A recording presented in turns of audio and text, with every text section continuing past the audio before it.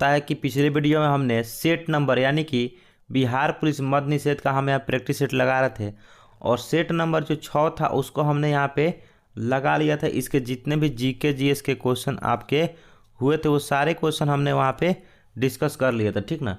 इस वीडियो में हम जो है सेट नंबर आपको यहाँ पे 7 लगवाने वाले हैं। चलिए वीडियो को स्टार्ट करते हैं, बारीकी से आपको सेट को यहाँ पे प्रैक्टिस करते हैं, ठीक ना। और यहाँ पे सारी चीज़ें आपको क्वेश्चन बाय लाइन आपको यहाँ पे बताने की कोशिश करते हैं। उससे पहले चैनल पे नहीं तो चैनल को जो आप सब्सक्राइब कर लीजिए और पिछला वीडियो अगर नहीं देखें तो आप वहाँ पे होम पेज पे जाइए चैनल के, आप वहाँ पे इस वीडियो को भी देख सकते हैं, ठीक ना।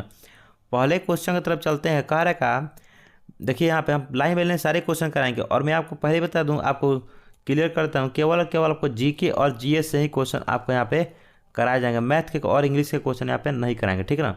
कार्य का व्यक्ति भोजन इकट्ठा करने वाली अवस्था से भोजन उत्पाद करने वाली अवस्था में पहुंचता है, यानी कि पहुंचा मतलब भोजन जो है अपने भोजन को इकट्ठा करने वाली अवस्था से भोजन अपनी उत्पादन करने वाली अवस्था में जो था वो व्यक्ति जो था वो नवपाषाण काल में पहुंचा था, ठीक ना।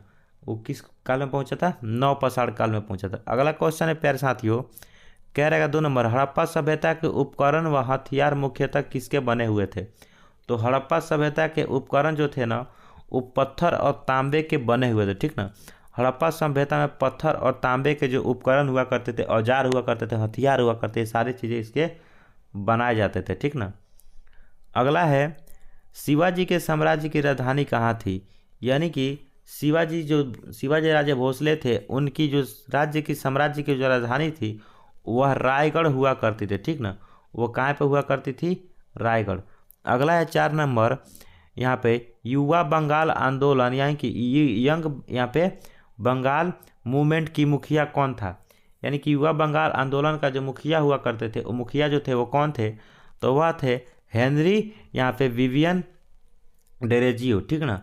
अगला है प्यारे साथियों, वह गवर्नर जनरल कौन था जिसने भारतीय शासन के साथ सहायक मैत्री की नीति का निरूपण किया, ठीक ना। वह कौन था जिसने ये काम किया, ठीक ना।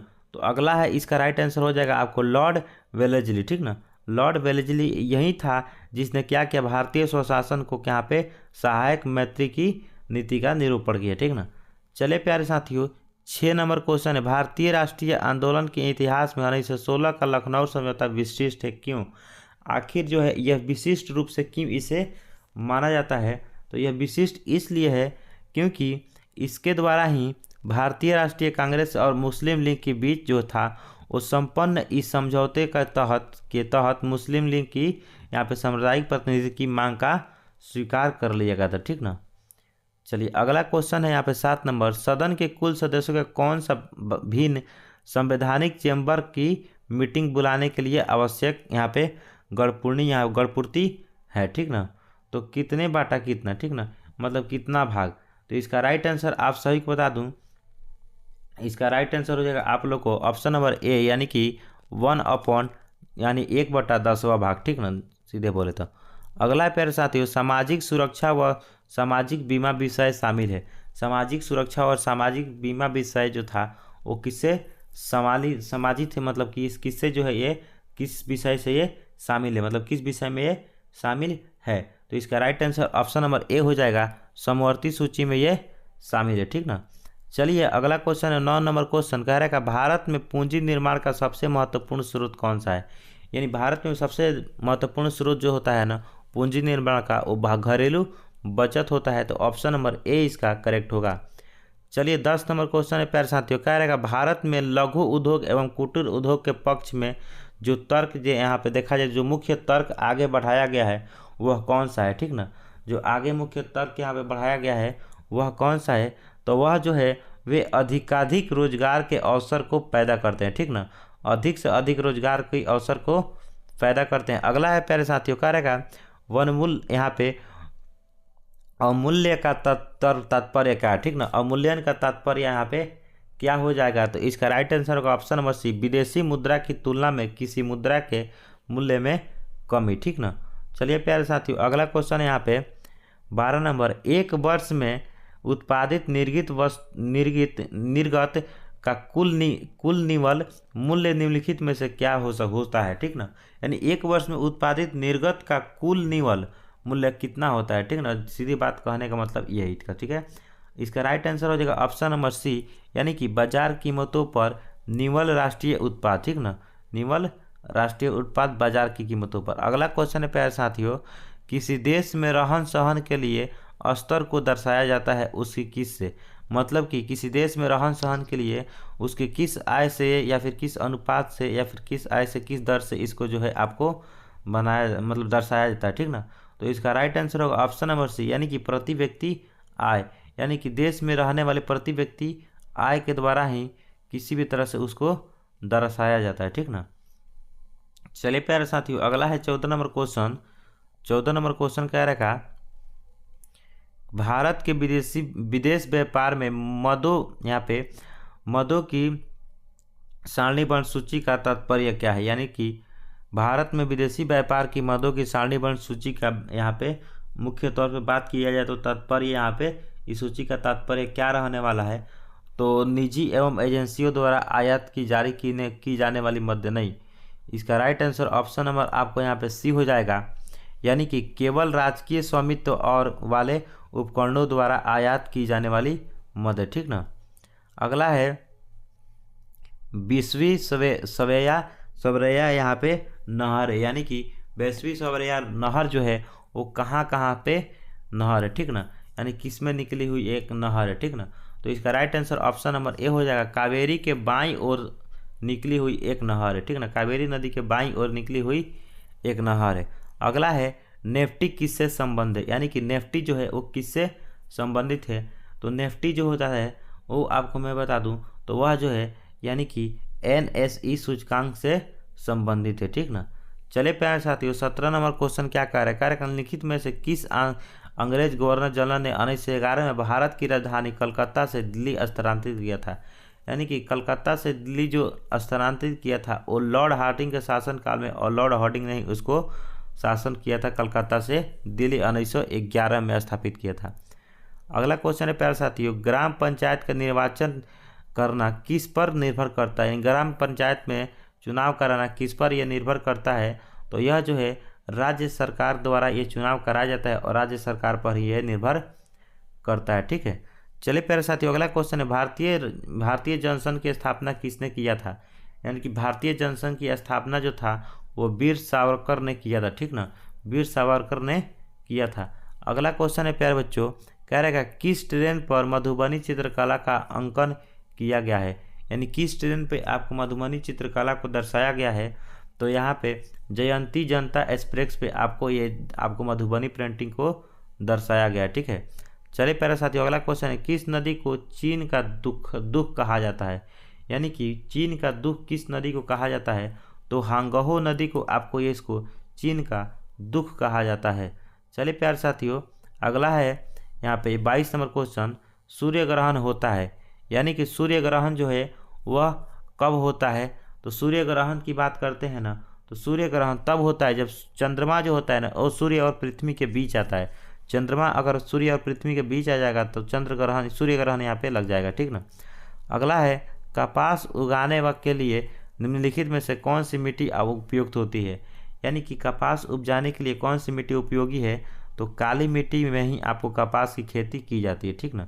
इसलिए काली मिट्टी आपकी राइट आंसर हो जाएगा। बिहार में प्रारंभिक तुर्क गतिविधियों के संदर्भ में महत्वपूर्ण जानकारी का प्रमुख स्रोत है। यानी बिहार में प्रारंभिक तुर्क गतिविधियों के संदर्भ में महत्वपूर्ण जानकारी का प्रमुख स्रोत यहाँ पे क्या है, उसका प्रमुख स्रोत जो होता है ना वो तबकात नासरी हो, ठीक ना।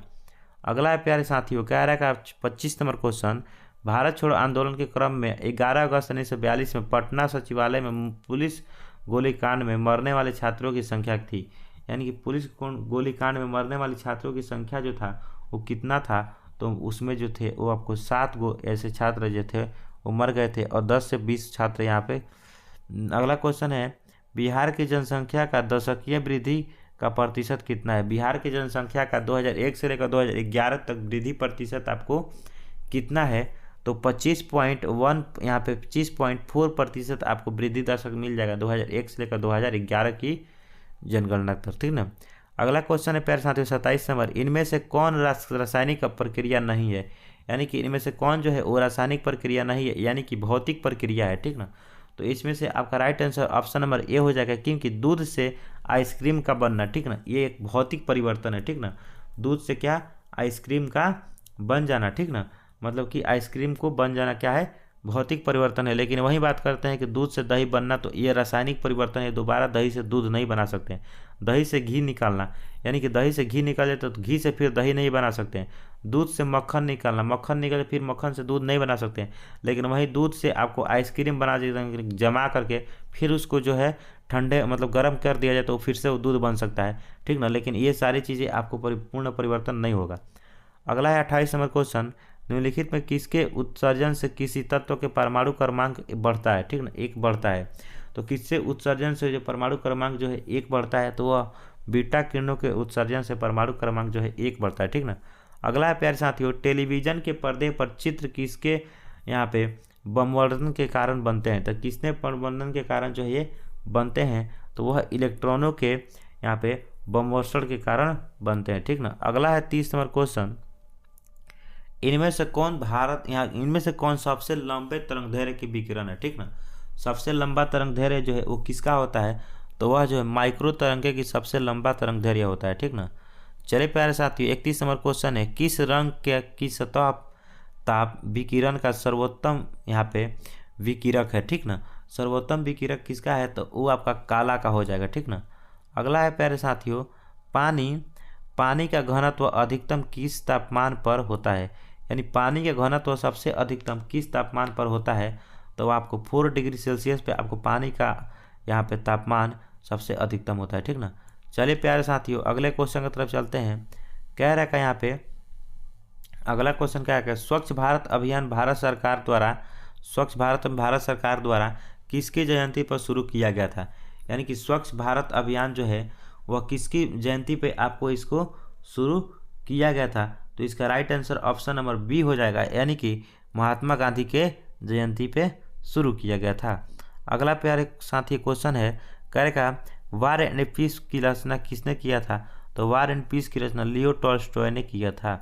अगला प्यारे साथियों, चोल काल किसके लिए प्रसिद्ध है, चोल काल जो था वो किसके लिए प्रसिद्ध हुआ, तो वह जो था ग्राम पंचायत, जी चोल काल में ग्राम पंचायत भी बनाया गया था, राष्ट्रकूट राजवंश के साथ युद्ध ये बिल्कुल हुआ था, श्रीलंका के साथ व्यापार, ये सब के सब आपको हुए थे, तो चौल काल में ये सब के सब आपको हो जाता है, ठीक ना। अगला है भारतीय एथलीट यहाँ पे दूती चंद निम्नलिखित में से किस खेल से जुड़ी हुई है, यानी कि यहाँ पे दूती चंद जो है वो किससे जुड़ी हुई है, तो वह जो है आपका ऑप्शन नंबर डी, यानी कि तेज दौड़ से जुड़ी हुई है।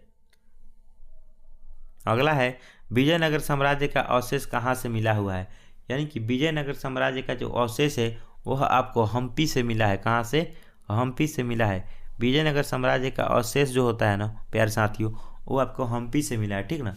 अगला है 50 नंबर क्वेश्चन प्यारे साथियों, महात्मा गांधी द्वारा शुरू किया गया पहला प्रमुख राष्ट्रवादी सत्याग्रह किसके विरोध में था, यानी कि पहला जो राष्ट्रव्यापी सत्याग्रह था वह किसके विरोध में यह सत्याग्रह हुआ था, तो वह जो था वो रॉलेट था, जो कि 1916 में इन्होंने किया था, ठीक है। चलिए अगला क्वेश्चन है, भारत ने हॉकी के लिए 8 ओलंपिक स्वर्ण पदक जीते हैं, भारत ने ओलंपिक में हॉकी के लिए पिछली बार स्वर्ण पदक कब जीता था, यानी पिछली बार जो था स्वर्ण पदक भारत जो था वो कब जीता था, तो वह 1980 ईस्वी में जीता था, ठीक है। अगला प्यारे साथियों, भारत में किसके शासनकाल में इंग्लिश ईस्ट इंडिया कंपनी का गठन हुआ था, यानी कि किसके शासनकाल में इंग्लिश ईस्ट इंडिया कंपनी का गठन हुआ था, तो वह अकबर के शासनकाल में जो था ना वह ईस्ट इंडिया कंपनी का गठन हुआ था।